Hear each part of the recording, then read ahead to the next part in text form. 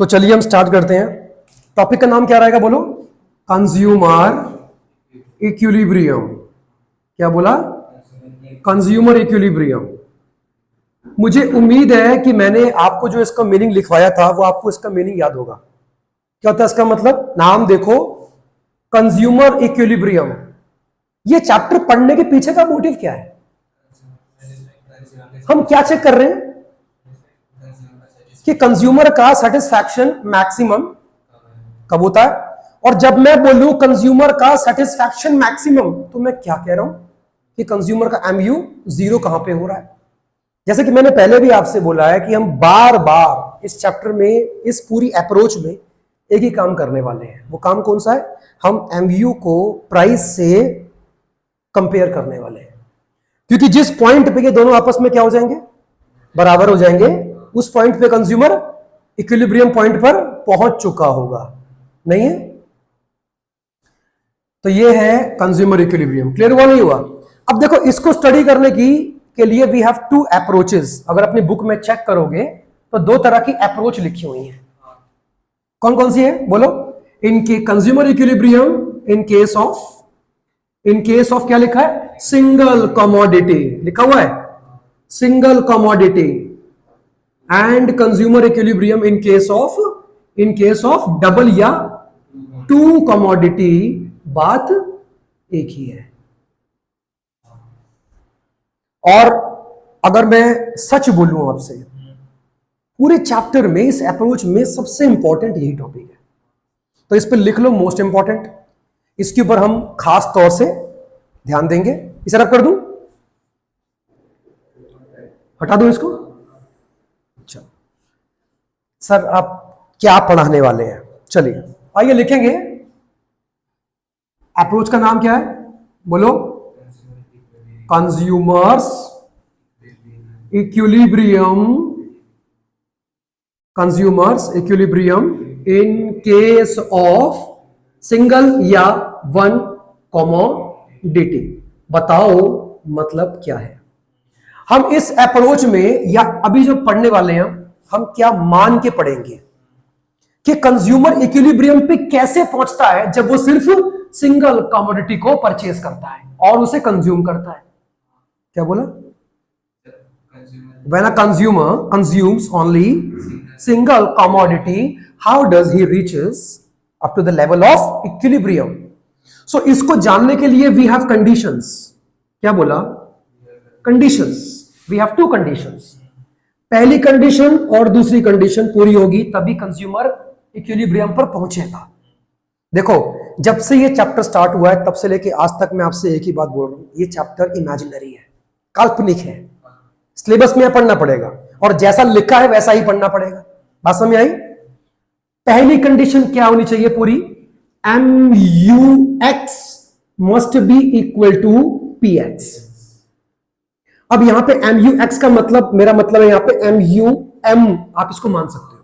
MUM बताऊंगा मतलब क्या है। और सेकंड का जो कंडीशन है वो पूरी क्या होनी चाहिए? MU falls as कंजम्पशन के बाद क्या बोला? इंक्रीजेस। Consumption increases. 2 मिनट के लिए जरा एक बार ध्यान दो, लिखा क्या है आपने। अगर एक कंज्यूमर को इक्विलिब्रियम पे पहुंचना है, जब भी इक्विलिब्रियम बोलूं तो मैं क्या कह रहा हूं? Having the maximum level of satisfaction.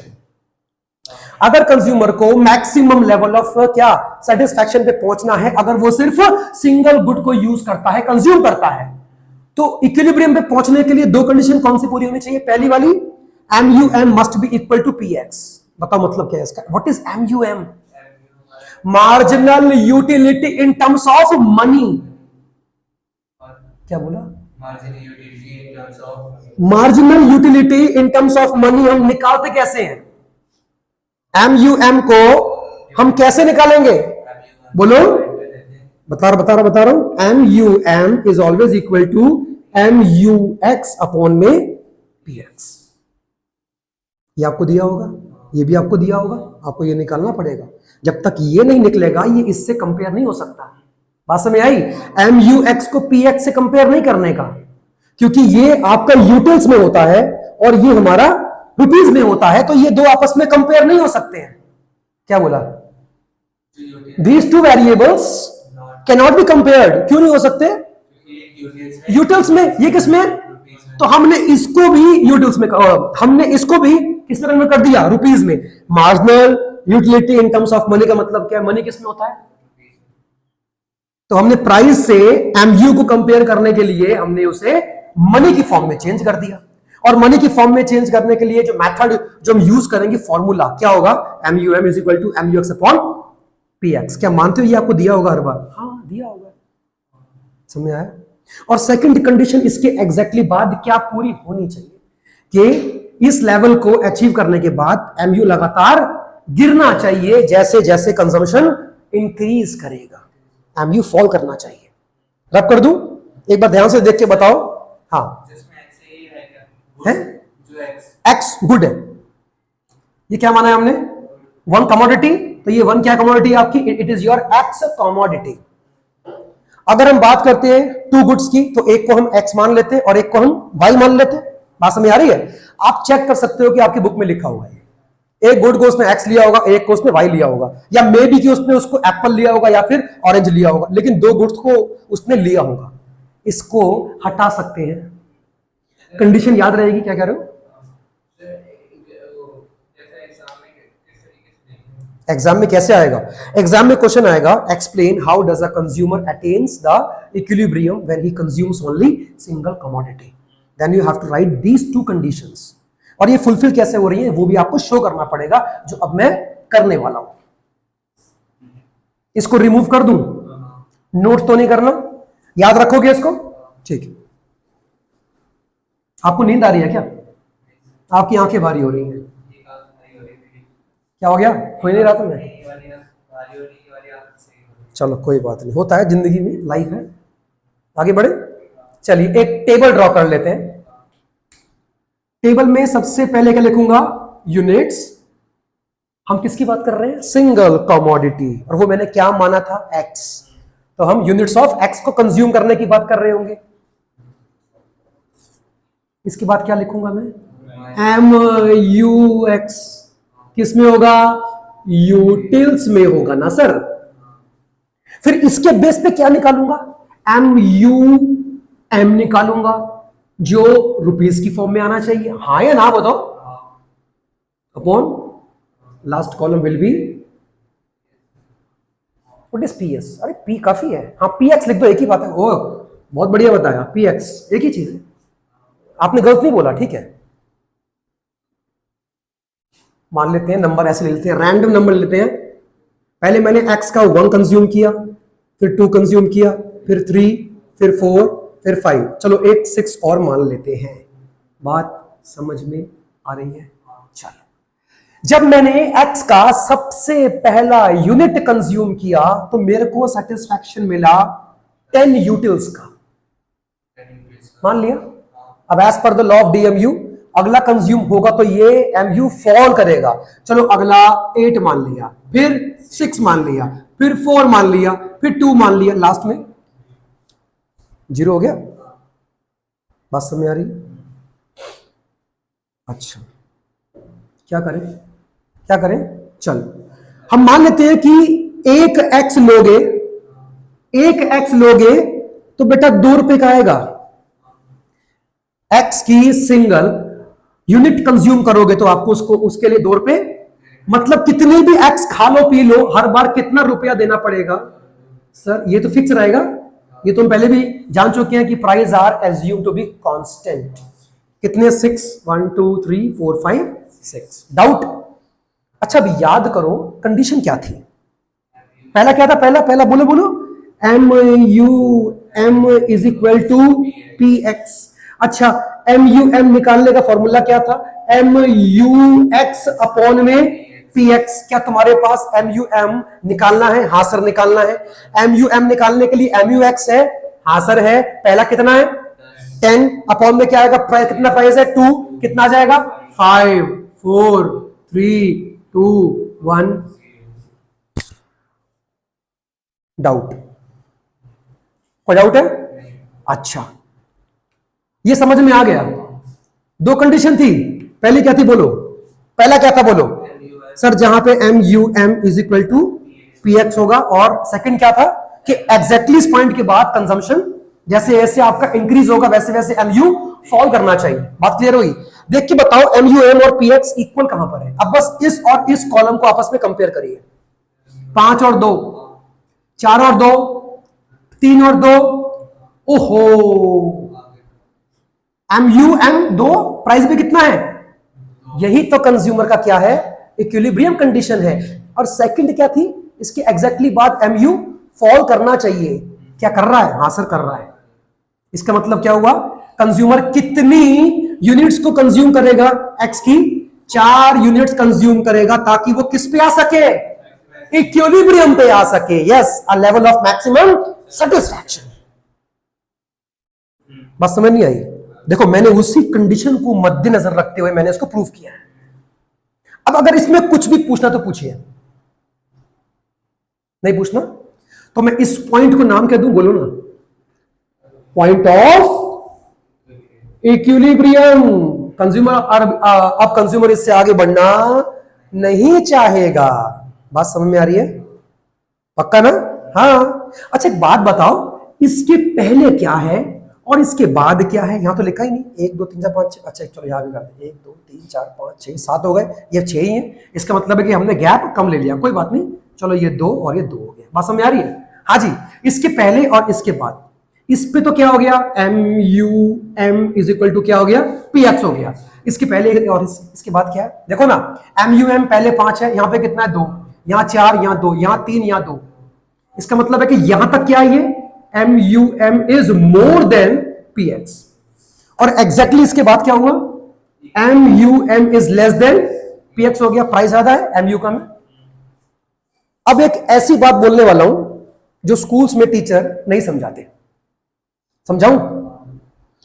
इन दो जो कॉलम है ना, इनको ध्यान से देखो और देख के बताओ ये कॉलम का मतलब क्या है। प्राइस वाला तो कॉलम हमको समझ में आता है, ये क्या है,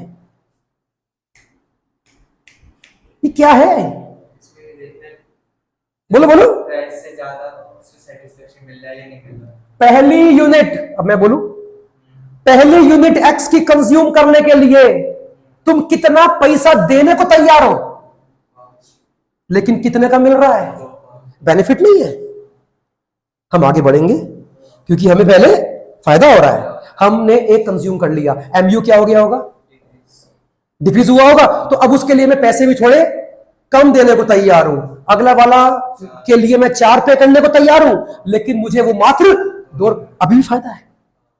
अगला वाला 3 रुपए पे करने को तैयार हूं, लेकिन 2 का मिल रहा है, अभी भी। एक टाइम ऐसा आया, अब मैं 2 पे करने को तैयार हूं और वो मुझे मिलेगा भी एग्जैक्टली 2 में। बात समझ आई?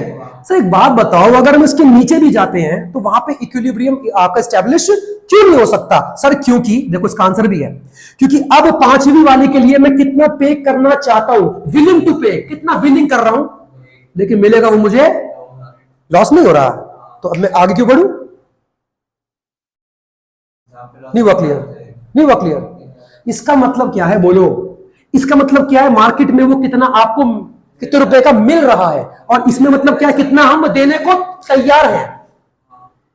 बात समझ आ रही है? देखो यही फंडा है मेन इसका।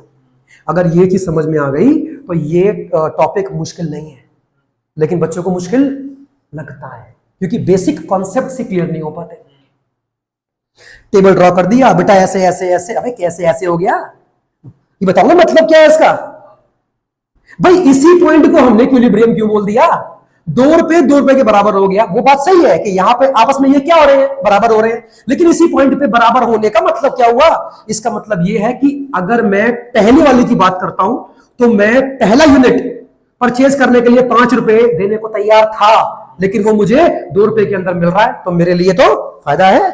और मैं तब तक कंज्यूम करूंगा जब तक कि मेरा फायदा, मेरा एमयू उस प्राइस के बराबर नहीं आता, क्योंकि उसके बाद मुझे नुकसान होगा, क्योंकि वो मुझे मार्केट में 2 रुपए का मिल रहा है, लेकिन मैं उसके लिए अब सिर्फ 1 रुपए पे करना चाह रहा हूं, अब मैं कंज्यूम नहीं करूंगा। कोई डाउट? इसको रब कर दूं या नोट करना चाहोगे? नोट करोगे? कोई बात नहीं, यहाँ पे काम करो, फोन है, इसका फोटो खींचो, नोट करने का टाइम नहीं है, फोटो खींच दो इसका। चलो कोई बात नहीं, लेकिन ये ढंग से क्लियर तो हो गया ना, कर लोगे, क्योंकि अभी इसके बेसिस पर मैं ग्राफ बनाऊंगा। मैं क्या बनाऊंगा? ग्राफ। इसको रब कर दूं, फिर ये हमें याद नहीं रहेगा, फिर ये हमें याद ही नहीं रहेगा। बुक में है, चलो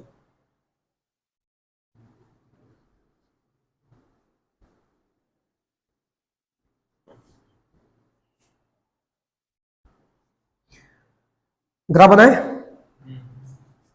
क्या बुक में ग्राफ है? अच्छा,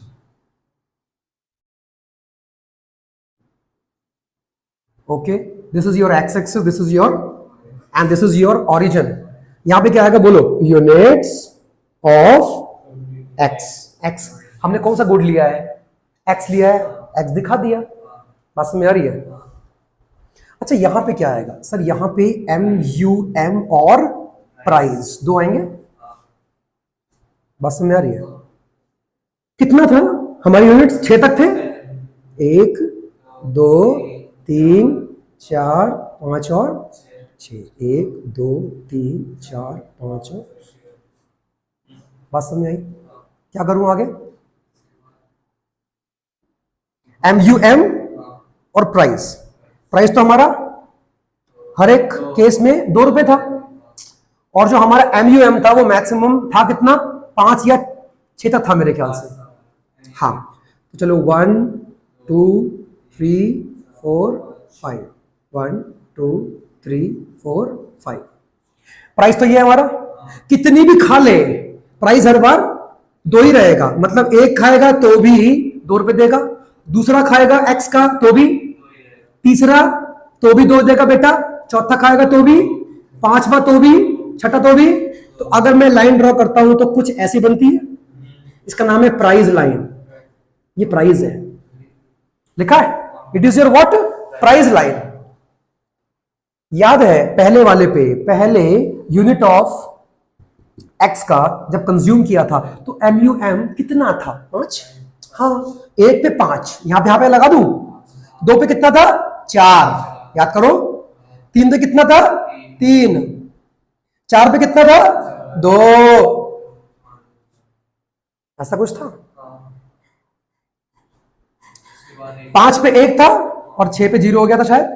तो कर्व कुछ ऐसा बनेगा। MU तो ऐसे ही बनता है, हम जानते हैं MU हमेशा ऐसा ही बनता है, हाँ या ना? ये MU बन गया भाई साहब। तो इस पॉइंट पे क्या हुआ हमारा? MUM is equal to PX and this is your equilibrium condition. और देख लो एग्जैक्टली इसके बाद क्या हुआ? हमारा MU फॉल कर रहा है। बात समझ में आ रही है? अब यहां तक कुछ भी पूछना तो पूछो। इतना फेस देखो जरा एक बार, ये क्या शो करता है तुम्हें? बोलो ना, ये क्या शो करता है? प्रॉफिट। मतलब इसको हम क्या नाम देंगे? MUX is more then PX। और अगर मैं इसके नीचे आ जाऊं तो, यहां पे आ जाऊं तो इसका नाम क्या होने वाला है? MUX less than PX।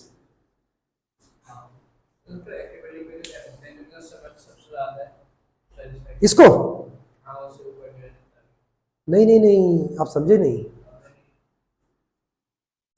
MU जब 0 पे आता तब मानते हैं, वैसे तो आप जानते ही है कि नहीं? आप जो बात करो ना मैक्सिमम, वो TU होता है। जब TU अपने मैक्सिमम पर है तो हम क्या बोलते हैं? कंज्यूमर अपने इक्विलिब्रियम पे पहुंच चुका होगा, या वो मैक्सिमम सेटिस्फैक्शन गेन कर चुका है। तो इसका मैक्सिमम नहीं, वो TU का होता है मैक्सिमम। बात समझ में आ रही है?